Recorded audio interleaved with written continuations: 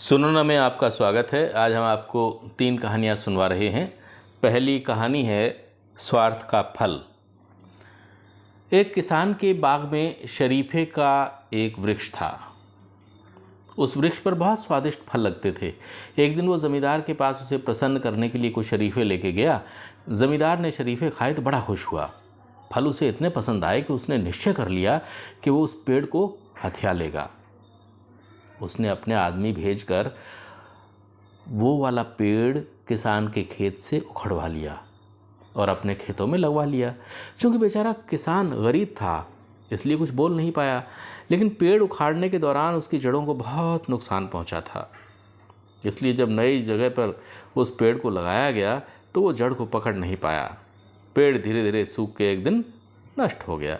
जब किसान को इस बात का पता चला तो वो बड़ा उदास हुआ और धीमी आवाज़ में बोला, स्वार्थ का यही फल होता है।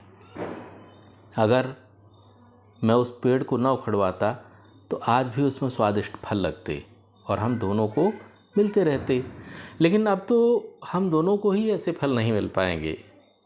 मतलब ये कि स्वार्थी लोग हमेशा दूसरों को नुकसान ही पहुंचाते हैं। हमारी आज की दूसरी कहानी है आँखों का डॉक्टर।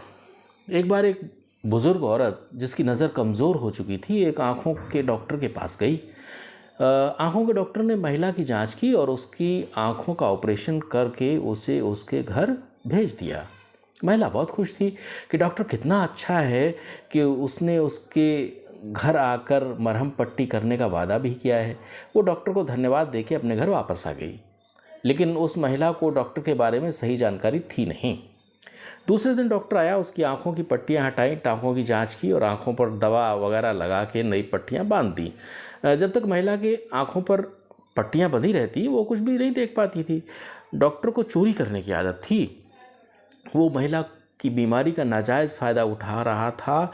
वो हर दिन जब महिला के घर से वापस जाता तो उसके घर में रखी कोई कीमती वस्तु उठा के ले जाता। आखिरकार वो दिन भी आया जब महिला के नेत्रों का इलाज पूरा हो गया। डॉक्टर ने अपनी फ़ीस मांगी। बूढ़ी महिला ने फ़ीस देने से इनकार कर दिया। उसका कहना था कि उसकी नज़र पहले से भी ज़्यादा ख़राब हो चुकी है, उसे कुछ भी दिखाई नहीं दे रहा है। डॉक्टर मामले को अदालत में ले गया। न्यायाधीश ने ध्यान से डॉक्टर की बातें सुनी और फिर बूढ़ी महिला से पूछताछ के लिए उसे बुलाया।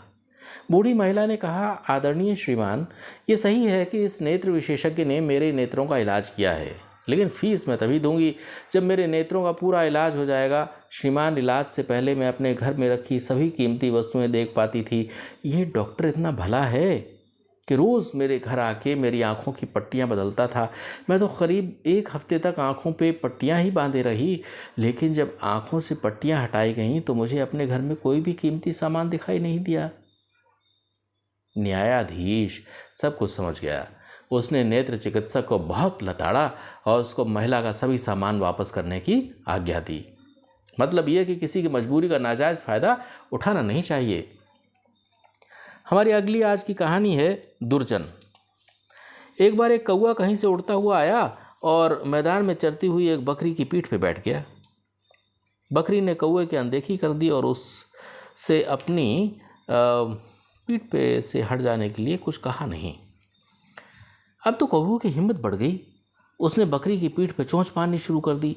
बकरी काफ़ी देर तक ये भी सहन करती रही, लेकिन जब कौवा बहुत ज़ोर ज़ोर से चोंच मारने लगा तो वो बोली, ओ कौवे, क्यों मुझे परेशाान कर रहा है? मैं तो एक सीधी सादी बकरी हूँ, किसी को भी नुकसान नहीं पहुँचाती, अपने काम से काम रखती हूँ।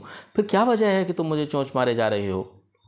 यदि ऐसा ही करना है तो किसी कुत्ते या बिल्ली की पीठ पे बैठ के चोंच मारो। ओ बकरी, कौवा बोला, मैं बेवकूफ़ नहीं हूँ। मैं जानता हूँ कि अगर मैं बिल्ली या कुत्ते या किसी और जानवर की पीठ पे बैठ कर चोंच मारूंगा तो वो मुझ पे हमला करके मुझे मार देंगे। तो फिर इसमें मतलब ये कि चोंच मारने में आनंद ही क्या होगा? मैं चोंच मारने से पहले देख लेता हूँ जानवर कितना सीधा साधा और सज्जन है। याद रखो, प्रकृति का एक अनकहा कानून है कि दुर्जन सज्जन को यातनाएं देता है। ये कहकर कौवा एक तरफ उड़ गया। मतलब ये कि दुष्ट से दया की उम्मीद कभी मत रखो। ये थी हमारी आज की 3 कहानियाँ और सुनोना के अंतर्गत हम अगली बार आपको और नई कहानियाँ सुनवाएंगे।